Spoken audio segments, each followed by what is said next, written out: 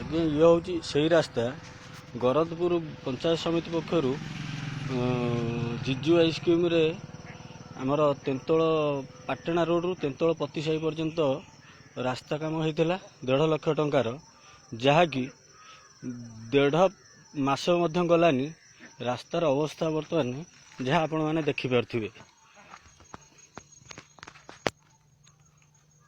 ଦେଖନ୍ତୁ ଆପଣ ନିଜେ ଭଲ ଭାବରେ। ଇଏ ହେଉଛି ସେହି ରାସ୍ତା ଯେଉଁ ରାସ୍ତା କି 1.5 ଲକ୍ଷ ଟଙ୍କା ବ୍ୟୟରେ ପାଟଣା ଠାରୁ ତେନ୍ତୋଳ ପତିସାହି ପର୍ଯ୍ୟନ୍ତ ରାସ୍ତା ନିର୍ମାଣ କରାଯାଇଥିଲା, ଯାହାକି 1.5 ଲକ୍ଷ ଟଙ୍କାର ରାସ୍ତା 1.5 ଦିନ ମଧ୍ୟ ଯାଇନାହିଁ। ଭଲ ଭାବରେ ଲକ୍ଷ୍ୟ କରନ୍ତୁ କେଉଁଭଳି ଭାବରେ କାମ କରାଯାଇଛି ବ୍ଲକ ପ୍ରଶାସନ ତରଫରୁ।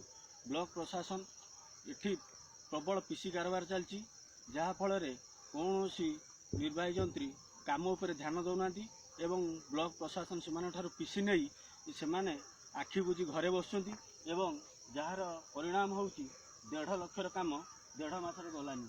ତେଣୁ କେଉଁଭଳି ଭାବରେ ଏଠି ଗରଦପୁର ବ୍ଲକରେ ପିସି କାରବାର ଚାଲିଛି ତାହାକୁ ଆପଣମାନେ